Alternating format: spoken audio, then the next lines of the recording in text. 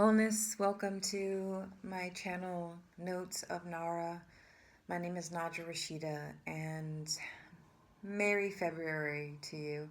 Happy February. This is a new month, the second month of the Gregorian calendar. We're getting close to the real beginning of the year, which is in March.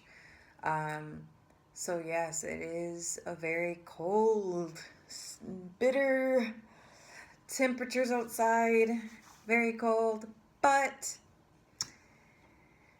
like as I've heard before, cold hands, warm heart, right? So today's topic is a little heavy, or this month's topic isn't heavy, but the message today is a little bit.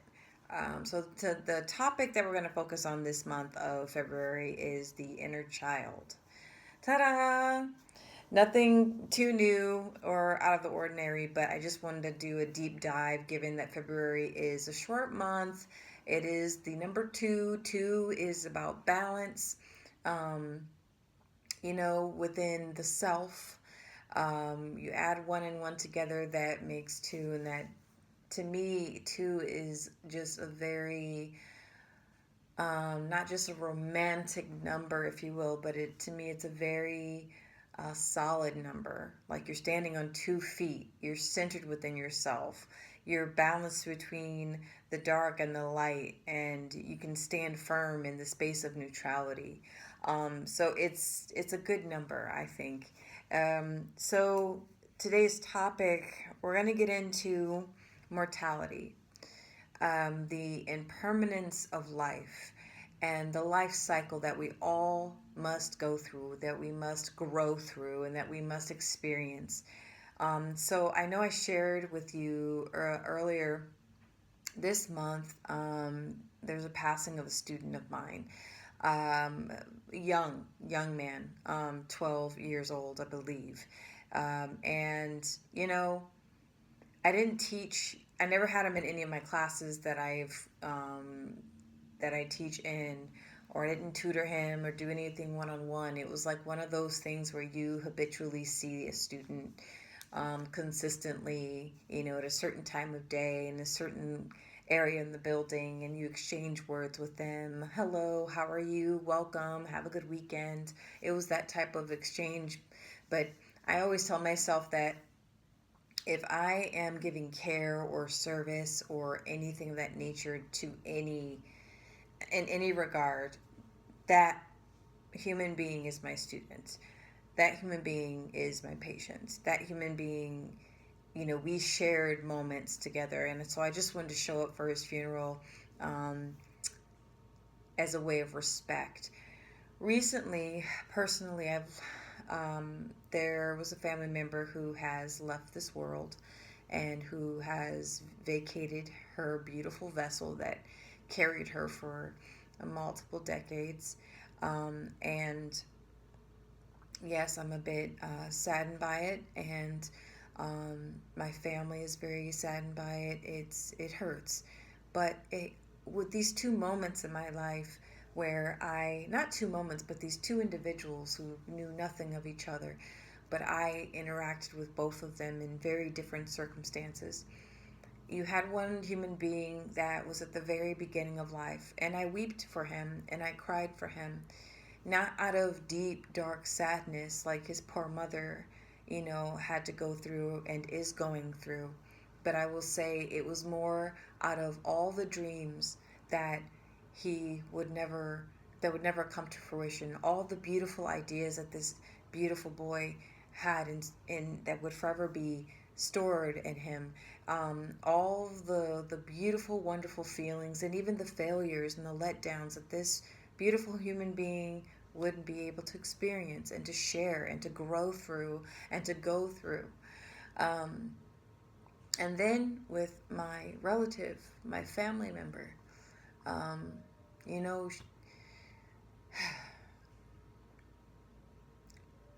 this person had a very full life, many grandchildren.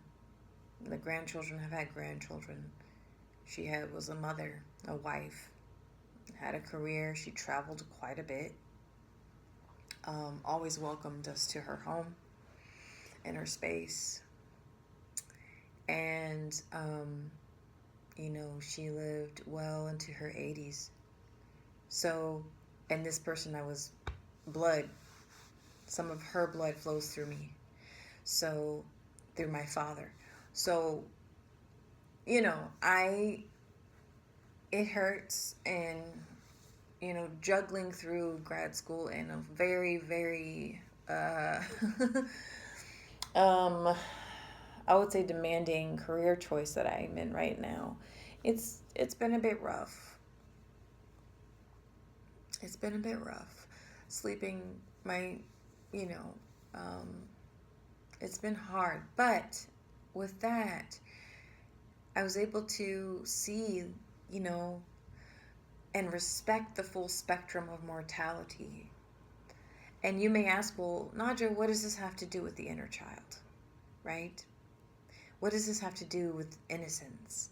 What does this have to do with the lightness of being and dreams and magic? Because when I tune into the energy of the inner child, I sense magic, hope, joy, creativity, wonder, imagination.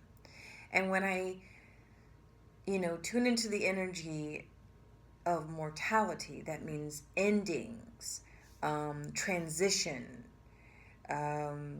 memories, sadness, an ending that opens up to a beginning of the end and the end of the beginning. It's a very transformational, huge review of life, right? More when I think and feel the energy of mortality.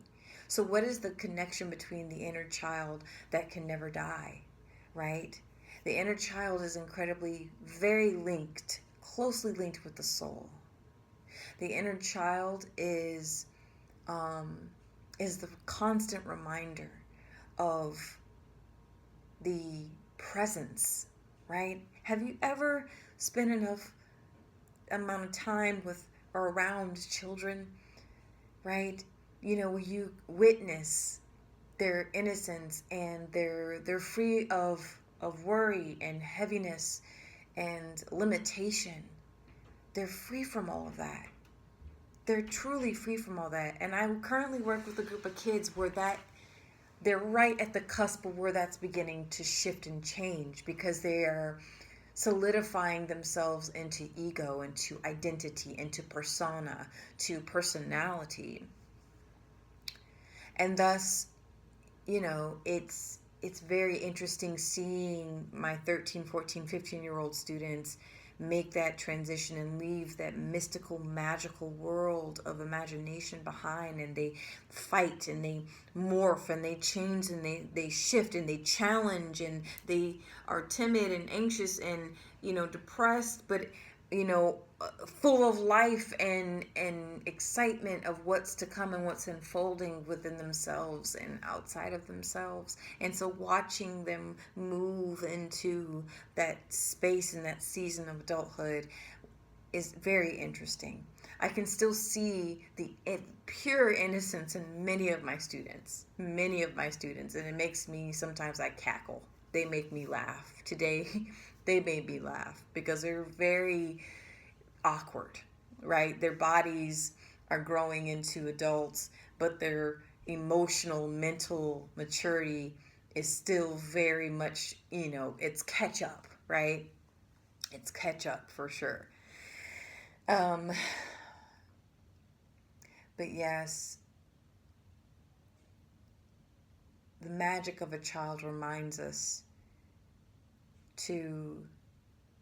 that we are truly free, that we can expand beyond the limitations of our own mortality. It's a great balance, because mortality says, accept me. Accept me. I am a moment. I am the door. I am the portal. I am the doorway, the door to ocean. And the child says, remember me. Honor me. I am what is hope. I am what is limitless. I am the dream. I am imagination. I am the magic. And we have to find that beautiful balance of, cherishing what we have in the present moment. And I also, I was explaining to my mother this week, and I had phenomenal discussions with both my parents separately because they're separate. Um, they've been friends. They've known each other for over 40 years, and I wasn't even.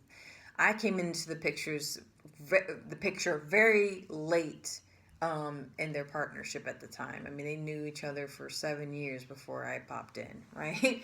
Um, and so, but I was speaking with my parents about this, that or my mother specifically, because I got emotional, mourning for my dear relative. Excuse me. And she goes, oh, she was remorseful as I shed tears. And I said, no. I said, Mom, you have to understand that my tears it celebrates her passing because of all the memories that she's gifted us with, and all the memories that we've gifted her with, and the full life and all the things that she accomplished, and even all the things that she failed to accomplish. And it's funny because when I mourned it's not funny, but when I mourned my student, it was the opposite. It was mourning what could never be, and what could never be expressed in his unique presence and energy. So yeah, there is an impermanence of life that must be respected, but to not lose oneself in it. Mourning and grief can take you and make you into a shell of yourself, right? And so yeah, for the past month, it's not like I dive into this very dark space thinking of my own mortality, or my parents, like I am getting older, thus they are getting older, and I will have to make certain decisions and protocols. Excuse me. It's been a long several days. um, I will have to make decisions for them when the time comes if I don't leave my vessel first, Um, so yeah, just it's it's so interesting, and I think mortality is a fascinating phenomenon. It truly is. It truly is. And this is why I love the term or the phrase, the celebration of life.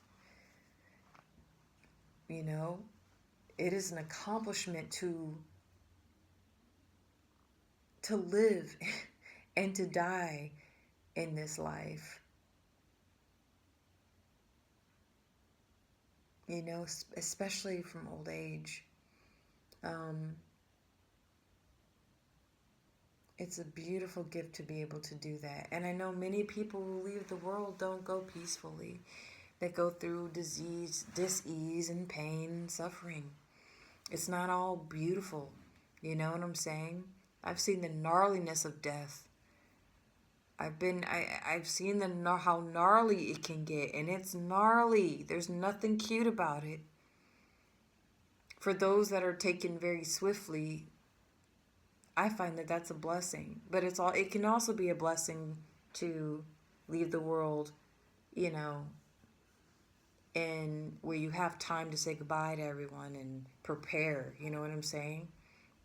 But mortality doesn't operate like that. It is not bound by time. We bind ourselves to time, and the inner child can help free us from that. It makes death less of a scary thing when we are tuned into our inner child, when we create that space and enter into a limitless space, enter into the path, walk down the pathless path.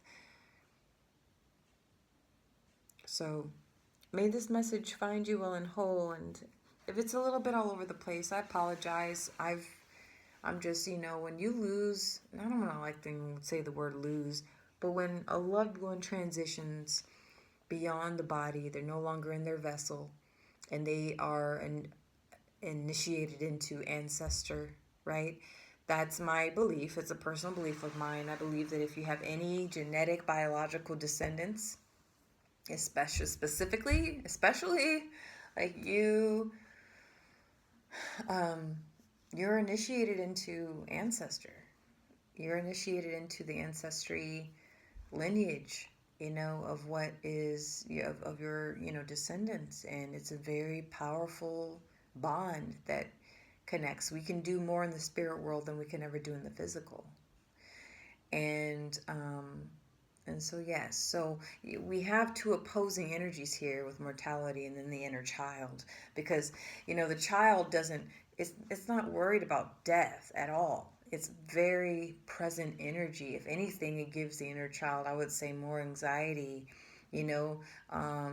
Children, a pet dies, someone close to them, like an older adult, like a grandmother, grandparent passes away.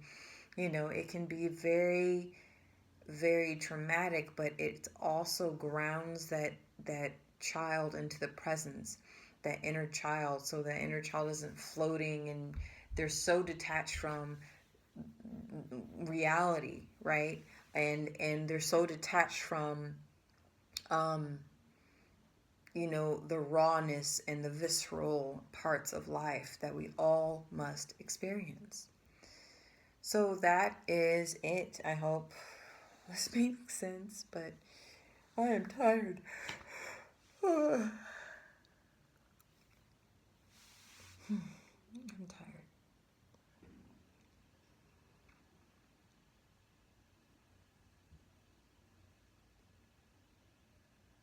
I am. And it's not like a physical tired. It's like kind of like a mental. There's kind of mental fatigue, because there's so much to do, so much to study, so much to prepare for, and it can be a lot when a loved one is no longer here. And yeah, but thank you so much for tuning in, and I'll be sure to post the video for tomorrow, because I know I missed yesterday. I had a family meeting, and it's just been kind of a little crazy, but I'll be sure to post another one for tomorrow tonight. Thank you.